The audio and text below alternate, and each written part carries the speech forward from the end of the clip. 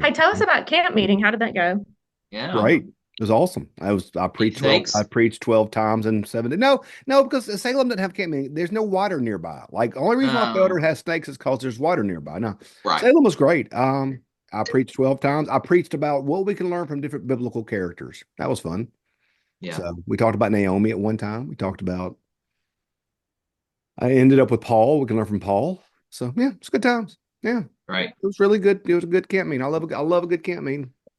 So good Did you times. get No any book snakes. deals? I didn't what? Book deals?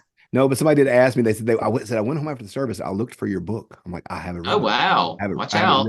I haven't written a book. So you can So keep what would you looking call your book if you wrote a book? That's really what Yeah. I want to know. What would it be? as I lay dying. No, Fallen already All took right. Sorry, take it. The Andy Stoddard story as Fallen I lay already dying. took that one.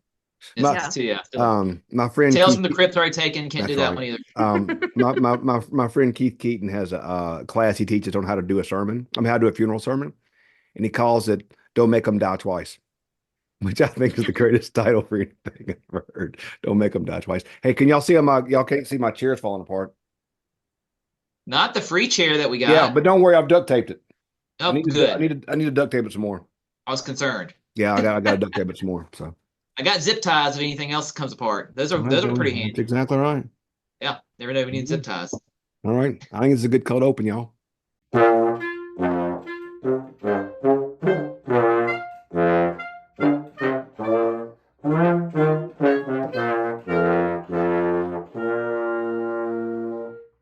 Hello, theologians, and welcome to Methodists to the Madness, the show about the wacky, cool, wild, and weird stuff that's happened in church history. I'm your youth pastor, Mary Beth. I'm Andy Stoddard, lead pastor. I'm Brian. I don't know why I'm here. Every Are we having an existential moment? Yeah, is that like I'm for the Yeah, I sorry. don't podcast? know. That's just in general because like if it's Yeah. a podcast, you're the straight man. If it's like in general, that's yeah. Read some Kierkegaard. Okay, gang, last week we talked about St. Francis, and we haven't recorded, I feel like, in 2 years. So my brain is a little fuzzy. Was that last week?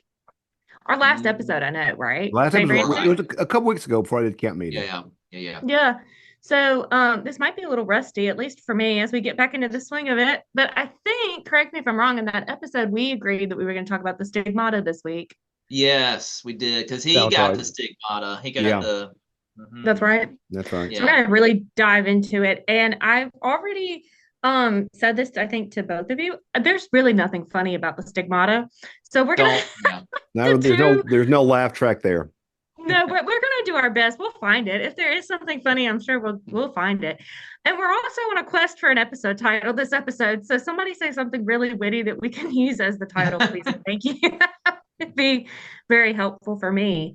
Um, okay, so we talked about St. Francis and we talked about how he got this thing called the stigmata.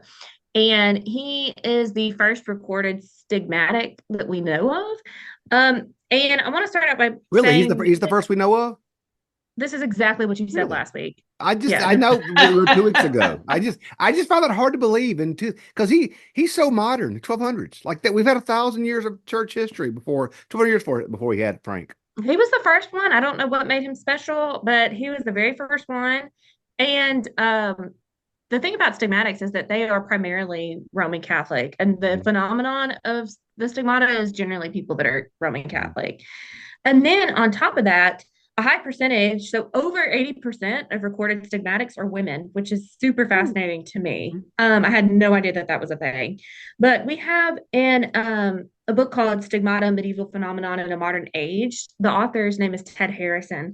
And he says that there's no single mechanism whereby the marks of stigmata were produced. But what's important is that the marks are recognized by others as of being religious significance. So the thing about stigmatas is that they are signs that take various forms, mimicking the scars of Christ or the wounds of Christ on the cross, that define somebody as being a true follower or saint of God. So some stigmatics have wounds on the forehead, like from the crown of Yeah. thorns. Mhm. Some have holes in their hands, like that's Mhm. what Francis had. Some have holes in their feet. And Well, and this is interesting too, is some people would get holes in their hands, some people would get holes in their wrists, because I Yeah. think I think historically accurate Yeah. crucifixion was wrist, right? It would rip through the Mhm. hand if they didn't have the Mhm. support. Yeah. There'd been more down there. Yeah. Yeah. Yeah. Ooh. Hey, Yeah. Crucifixion's not fun. yeah, as I've said before, of all the way we humans are really good at coming up with ways to kill each other, and of all the ways we come up with, crucifixion is way up there.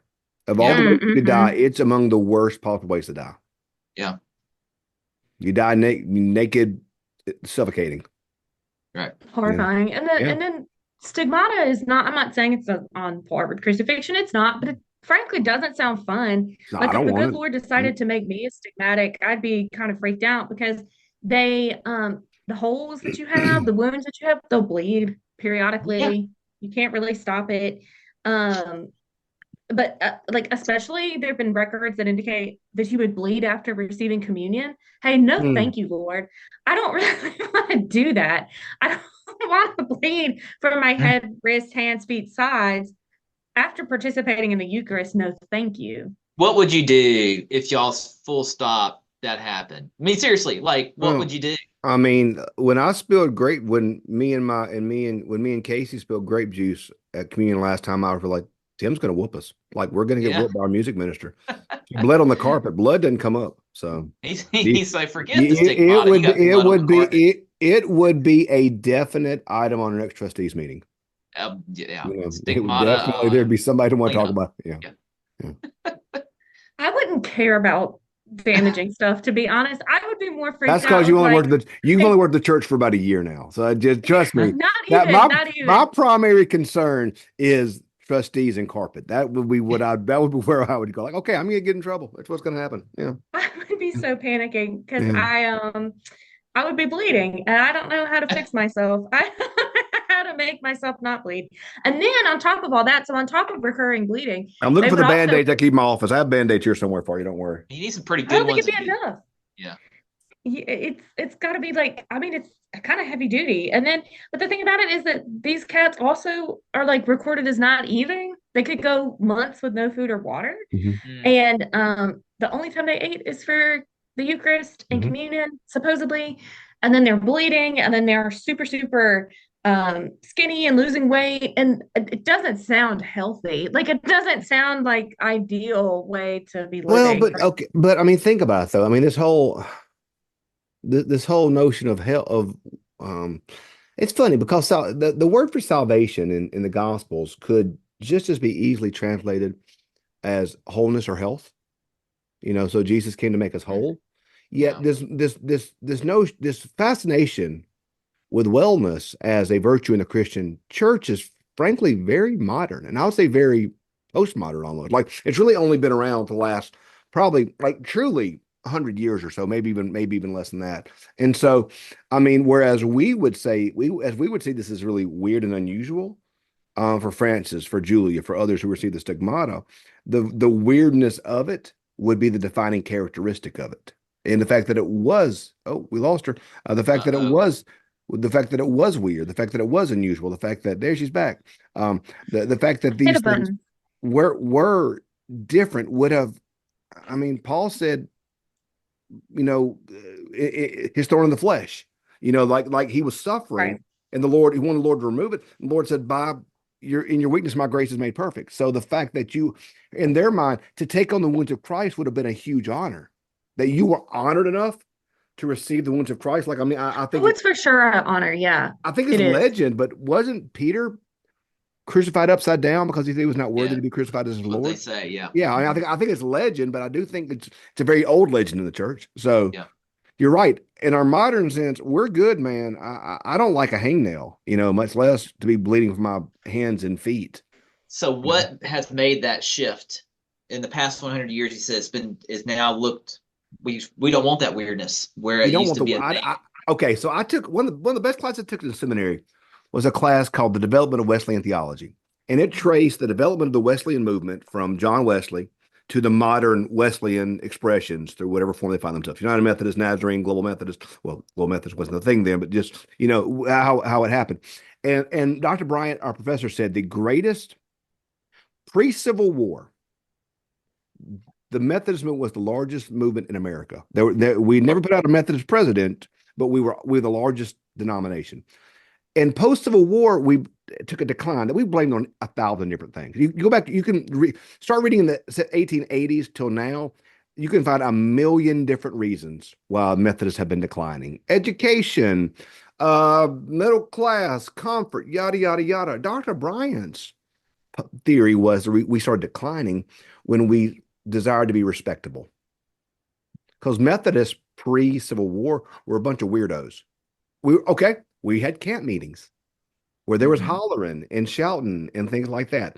And as we became respectable members of society, we became less weird.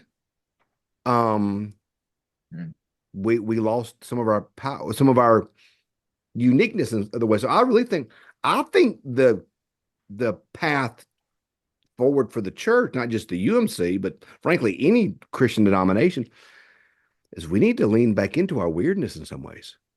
We need to move beyond the modernism of all of these things and realize we serve we serve a Lord who was a Jewish carpenter that we believe was nailed to a cross and then rose again from the dead. That's kind of weird, and that's good. That's good. So that's what I think. And so things like the stigmata, which are just weird, we're like, oh, that can't happen. That's weird. We don't want that. So, Yeah, that makes sense. Yeah. That's Bryant's theory, and I think it's a good one. Yeah, it's like we've lost something along the way here. Yeah. And when taught a class this Sunday from the book that we have to read in the conference on reading it, Praying in Jesus' Name book. And one of the chapters was about charismatic monks. And it talked about St. Patrick of Ireland, St. Columba, and Martin of Tours. And in there, you see how charismatic, but how serious they were and how different they were from society. But yet through all of that, God blessed them like he did the early church in Acts. That's right. And so, are we playing it too safe? That's right. Can the church in our weirdness sometimes delve into superstition? Yeah, of course we can. I mean, but listen, I was having a conversation while you're teaching a Martin of Tours in your Sunday school class. I was having a conversation in my class a few weeks back on where not to sit if you don't want to bring bad luck upon your football team. So, if I turn on a game and it's close, I turn it off because if I watch it, they're going to lose. True story. When Ole Miss won the national title in baseball a few years back, I didn't watch a single inning of the postseason. So every time we cut on a game and started winning, we lost. So I followed the College World Series when Ole Miss won on my phone. Okay, I would not watch it on TV. What did Michael Scott say? I'm not superstitious, but I'm just a little stitious. That's right. That's exactly right. And so I do think the weirdness can lead itself to superstition, but and that's bad. But I do think the weirdness of stigmatas I think our souls are aching for something supernatural. Yeah, I agree with that. Yeah. I think our souls are aching for it. I don't think our souls are made to be modern in some ways. We don't want everything to make sense. I mean, think about how one thing that I always push back from, karma is not a Christian concept. Because karma says, you do bad stuff's going to come to you. You do good stuff's going to come to you. We believe in grace, not karma. Now, the Bible says you reap what you sow somewhat, but I'm not going to build up positive energy to have something good come upon me. And I'm not going to build up negative energy to have something negative come upon me, because the negative landed upon Jesus. Karma is about, karma's going to get them. No, we don't really want that to get them. We want people to have grace. But yet karma is, a lot of people believe in karma. I mean, people have become less religious the last 50 years. They've not really become less spiritual. No, yeah, but in some ways we've become more spiritual. I think and so. less religious. I think we ache for the eternal. I think our souls ache for it, and we can't explain it away. So the stigmata is weird. I don't want it, but it's definitely supernatural. Definitely supernatural. Definitely weird. And we see cases as well throughout history, from the time of St. Francis, not only were there people, there were there stigmatics with external stigmata, but there are people who had invisible stigmata, Hmm. um, or wounds that they could feel but you couldn't see, Hmm. and they were considered I've never heard of valid. that one. That's interesting. I've not heard of that. I mean, they were considered valid, but they had to. I can only assume that there had to be some way to prove that Yeah, you I were think feeling a question. that. So like I know to be a saint, you must have in the Catholic tradition, you must have verifiable miracles. Are the Correct. stigmatas verified in the same way? You know what I mean? I don't know how they would go about Yeah, doing that, yeah, but they did in some yeah. way or some capacity. Y'all need to know it's I don't go like super deep in my research. I give you the TLDR version and we keep it You're the pushing. Wikipedia of church history. Absolutely. Absolutely. Wikipedia has never led me wrong. And Oh, so never. So I never, not once. why don't you cite? I Well, I was going to say you're not going to real seminary, so I guess you could cite it. How dare you? I'm not allowed. I'm not allowed. I'm not How allowed to cite dare Wikipedia in you? my doctoral work, but I guess you could probably cite it at Duke. It's not a big deal. Yeah, because what does Duke know? You're right. You're right. Overrated, Um, overrated basketball school. I don't know why. What have I done to you? Like, where is this coming from? I do nothing but respect you all the time. I have never once made fun of you. I have never once belittled you. And you want to get on our Godcast and make fun of me for my choice of seminary? It's unimaginable behavior. What's gotten into you? He's been camping all week. He's Just been came back fired from up. camp. I mean, I'm fired up. Yeah, Ready to That's it's go. right. like, That's oh right. my gosh. Okay. Anyway, um, we also see instances of stigmatics who had wounds that the blood would not clot. It would just seem to like be a fresh wound Mm. that never kind of scabbed over, but it never got infected. And then we also have stories of people who, when their stigmatas bled, the blood smelled like perfume. I've heard of that And before. Yeah, I've heard of that before. this is called the odor of sanctity. And we're going to take a quick detour to talk about the odor of sanctity together in real time So you're because saying okay, yeah, wow. I didn't research this part. And I Oh, would like to good. do so That'll now make it even because better I because now we don't. Now let's we're just shooting from the hip. Awesome. yeah, let's just shoot from That's the the hip a little bit that's what because our I'd love to know listeners. more. That's what all three of our listeners love to hear. How could you do our listeners like that? You have got to calm down. Let's pause the podcast real quick and just have a little debrief moment. You've got to relax. Hey, buddy, that gets too much. You're coming for me, you're coming for our listeners. It's no good. Um, the odor of sanctity, commonly understood to mean a specific scent that emanates from the bodies of saints. Interesting. Mm. Cool. It smells like flowers. Very good. Like that very much. Um, Can't buy them perfume for Christmas. It'd be hard to shop for. Already smell good. Yeah, that's good. That's very good. Apparently, not just any flowers, roses. Smells like roses. What else could the blood smell like? Very nice. So, individuals who receive the stigmata are known as ecstatics, and they are overwhelmed with a sense of emotion when they receive stigmatas.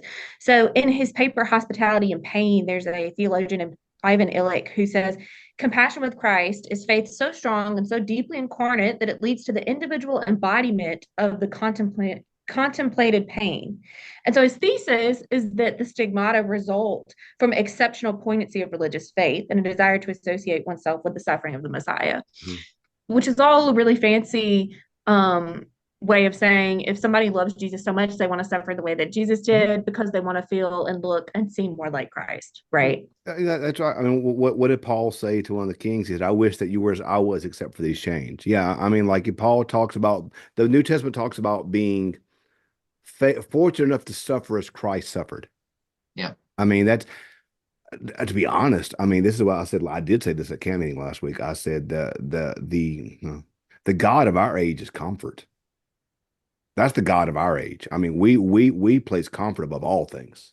We place our own preferences and our own comfort above everything else. And so the notion of suffer, we live in an age where we want to flee from suffering, where the early church would often run to suffering.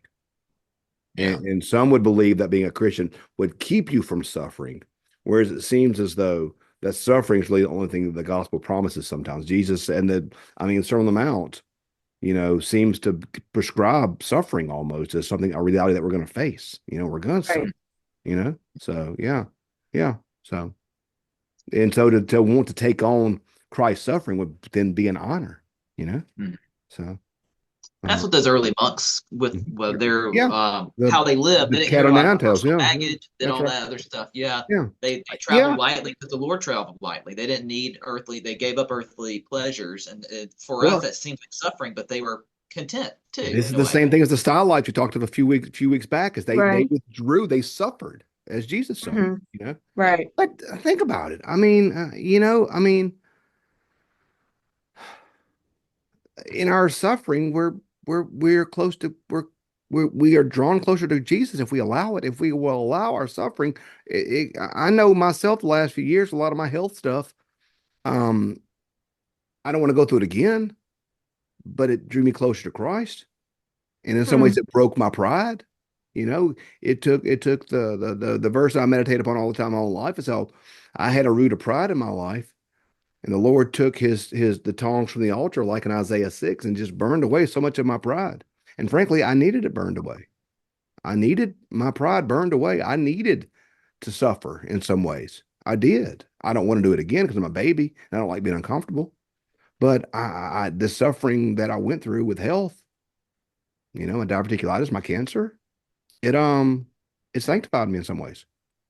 I mean, I'm not doing it again. I hope not to, but I do believe it sanctified me. I do. I do believe it made me closer to Jesus. So then to be blessed to go through that, it's not the way our brains think, but in their minds, yeah, it would be a great honor.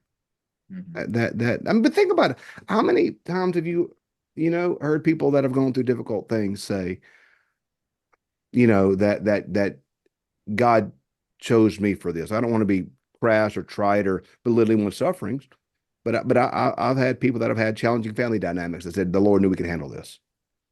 And I don't know that I agree with that completely, but I do think there's something to be said that the Lord does walk with us in these things and draws us closer to that, so that in the end we can understand that it's a blessing to us in some ways.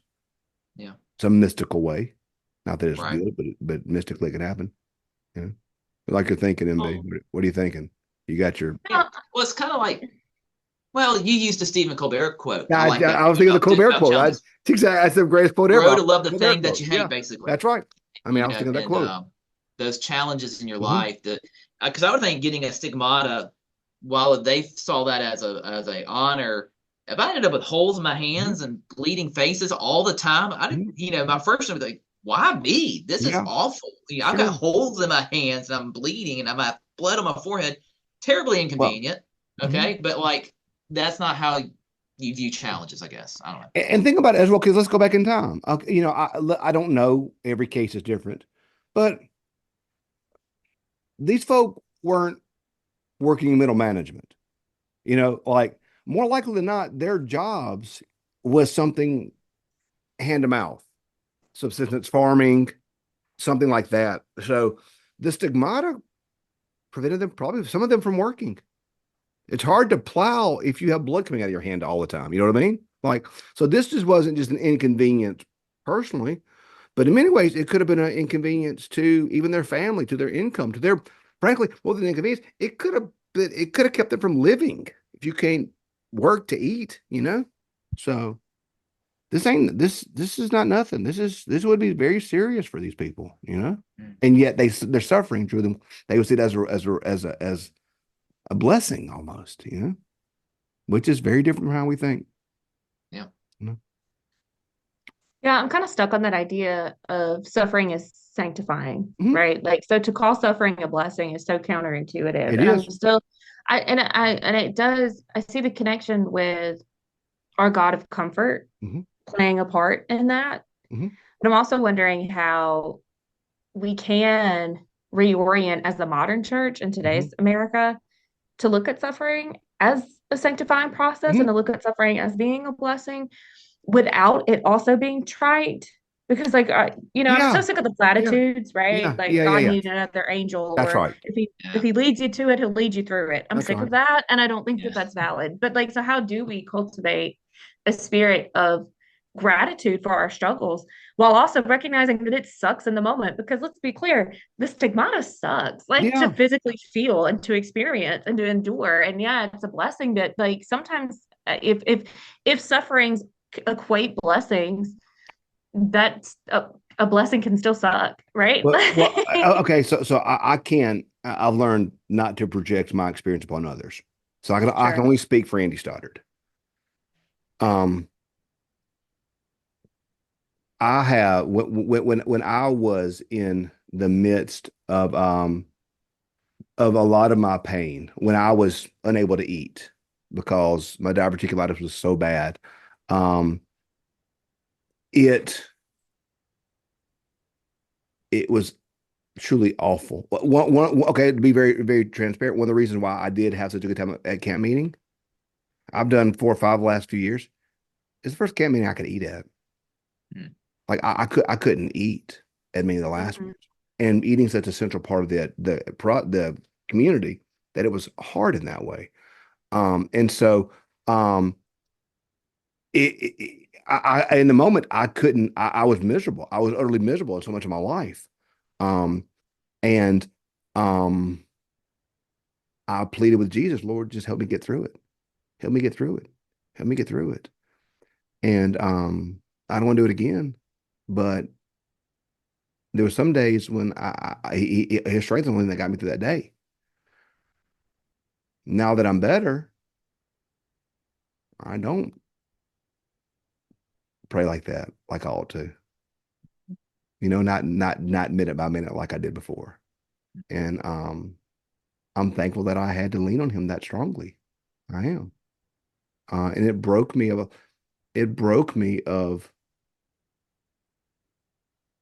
a lot of my self-dependence. That's why I talk about pride. I've always been whatever enough to think I could figure out how to do it. I couldn't I couldn't be witty or smart or strategic enough Mm-hmm. to get out of my pain. I couldn't, Wowzers. you know. And I didn't talk a lot about I'll talk more about it now that I'm through it, Mm-hmm. but I can't tell you in the midst of it how much pain I was in daily.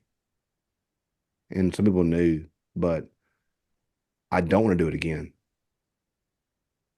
But I'm gonna be honest with you. Since it didn't kill me, I'm thankful for it because it humbled me Mm-hmm. and it made me dependent. So It's just and like, that's my experience. well, it fits in like when you read in scripture, things get thrown into the fire to be refined. Hmm. It's not necessarily a form of punishment per se, but more of a Hmm. refining situation, like sticking iron in the fire to mold it to the way you want it to mold it. Hmm. And so when we do our suffering, that's us quite literally in those moments of fire. Hmm. And in those moments, we have a choice to lean on God or to lean on things that aren't God that may destroy us. Hmm. It may Hmm. not be what we need. And so if we lean on God, like you said, in those moments, you were leaning on Him so much that it made you a different person at Hmm. the end. You went through the fire and were refined in a Hmm. way that God Hmm. would intend you to be. You had the choice to not lean on Him, but That's you right. did. And it's made you now a different person in a way. Well, Um, and I'll say not always for the better though. Like that's the thing with the suffering. Let's not dress it up like it's perfect either. Like right. we were at a party the other night, and this is back when I was really still hurting, Hmm. and I couldn't eat anything, and I just sat silently in the corner because Right. I didn't have strength to talk to anybody. I was tired, Hmm. and Holly was like, I know you're okay, but I just feel like you're being rude. I'm like, I get that. I said, but I don't have it in me. Right. And it made me to where I didn't always have the strength to, Mm. to socialize like I want to. Hmm. And suffering is no fun. No. God can redeem it, but it doesn't mean the moment that it's fun. Yeah. And it does changes, Hmm. right? And Oh, That's we right. and we I mean suffering changes us fundamentally as people. And also I hate how in our modern context sometimes we compare suffering. Hmm. Like we haven't been through what I've been through, and so like you don't really understand That's pain. right. You That's don't right. really understand how bad it is because you could have had it worse. That's right. And I mean, it's like when you're growing up, right? And you don't clear your plate, and your mom is like starving kids in insert country here would love to have that food, Mhm. right? Well, at the end of the day, that comparison, that Mhm. comparative kind of thinking is detrimental to our own Mhm. experiences, That's right? right. Um, and I don't think that any pain is greater than any other pain, right? And so I think that when we look at suffering, when we look at how it changes us, when we look at how suffering can define chapters of our lives, I think it's important that we don't try to classify Mhm. necessarily or quantify like what Mhm. constitutes as suffering. If you tell me that you're suffering, then I'm going to believe that you are. Does that make sense? We were taught in Right. seminary, it's not for me to judge your suffering. We all suffer. So for someone, suffering could be the loss of a spouse. Whereas the loss of a spouse more significant than the loss of a job? Well, yeah. Or the loss of a whatever, you know? Yeah. But if that's what you've suffered with, then who am I to judge your suffering? Let's not, it's like the old thing, let's not compete. We're all crazy here. Like Well, yeah. it's like I liked what my wife's a nurse, and you always ask the patient on a scale of 0 to 10, how bad do you hurt right now? And what Hmm. they always told them is their her instructors were like, don't judge their pain. Mhm. If they say they're a 10, they're a 10. For them, they are Pain is 10. what the Yeah, patient says the pain is. It's not for you to put your in like, mhm. well, for me, that would have been a 5. That's right. I'm gonna Yeah, treat it like a 5. If they say it's a 10, it's a 10. So if that's right. someone says, hey, this really is hard for me and I'm suffering, I'm sitting here be like, that ain't a big deal, but Mhm. it is to them. Mhm. And for them, they're going through a moment of suffering, and we have to respect that's how they perceive it and how they feel it. And it's, who are we to judge? Yeah, that's right. That's right. Yeah. I kind of like how our conversation, we were supposed to talk about one thing, and Yeah. we've kind Yeah. of like veered off Yeah. and it's important and it's fruitful conversations on suffering and how it both defines and refines. And I think that that's something that at least I shy away from. I Hmm. don't like talking about Hmm. moments of suffering or pain or like, I don't know, bad times. Yeah. And I think that for a lot of us, or especially like my generation, we don't do that. And so like it's cool to have I could see your thought bubble, Andy. It was just millennials love to complain. What are you talking about? I didn't And I say it. resent I that. didn't say it. I You're not saw it. wrong. You're not wrong, I but I didn't say it. I resent that. The point is, I think that we need to have conversations like this more, where we talk about how we can name the reality of suffering and also name the reality that there's another side of suffering, right? Like you come through it and the only way out is through, and then There's on an the other side entire is, book of the Bible called Lamentations. An right. entire book of the Bible devoting to lament and grief. An entire book that Mm. God gave us to lament. And we suffer in private. The average American wants to die at home. The average American dies in the hospital, connected to a machine, away from families. We have sanitized death and we have sanitized suffering. Sometimes and here's the thing with this, if we don't suffer, if we don't give space to feel the suffering, we'll never appreciate the beauty of the healing. Hmm. Yeah. If we don't give ourselves space to be to admit, like with our sin and our grief, if we don't give ourselves room to grieve our sin, we can't experience the joy of forgiveness. But just grief in general, not even just grieving sin, is Yeah. so wild. Like I Mhm. I spent my entire summer last summer like trying to learn how to grieve because I had no idea how to do that, Mhm. right? And that's like processing suffering. That's processing all sorts of different things, grief of sin, grief of everything, whatever. Um, it's hard, man, but like it's also holy work and it's work that we've got to start being more comfortable doing because it's so necessary for our health. Well, and our people know it. If Yeah, we're always told to be happy and shiny, as the great theologian REM saying, shiny, happy people, if we're always happy and shiny, that doesn't match up with reality. So it makes us all liars. right. It turns us into liars. If we aren't careful, our morality will make us all liars. Mm, Yeah. I need to write that down. That's so good. That's so good. See, I don't know if I understand it fully yet, but I'm going to Yeah. process it. Yeah. Maybe that'll be our episode title. Morality makes us liars. Yeah. There we go. Okay. Good stuff. Tim was just creeping in my window. That scared me so bad. I don't like that. Okay. So here's what we're gonna do. We're going to take our stigmata episode and we're going to make it a two-parter. Because And I we're think, having such good conversation about suffering. We all know that y'all listen to yeah, podcasts, so you're suffering with us. That's right. Being sanctified in the process. Right. hey man, listen, this is where God wanted us to go today, and that's good. And it's also a good precursor for talking about the stigmata and how it affected people and what it means. And because I really don't think you can talk about this topic without also talking about suffering. And I really, really want to reiterate how much I appreciate the idea of suffering as a gift, as suffering being something that teaches us to survive, adapt, and ultimately thrive in the face of adversity. I think that's all really good stuff. And so I appreciate that. To wrap up, I want to encourage you guys to follow us on our Facebook and our Instagram. Shameless plugs. You can follow us at Yeah. Methodist to the Madness. We try to post every week a preview of what we're going to be talking about on Tuesday. So you can follow us there to see what's coming up. And we haven't done this yet, but shout out to Sarah and Thomas Stoddard for composing Oh our yeah. excellent theme song, which we love very much. And it's so catchy and wonderful. Y'all killed that. Thank you. And finally, friends, remember that you're loved, you matter. And as the great theologian Andy Stoddard once said, lean into your weirdness, y'all. We love you. Bye. All right. See y'all. Bye.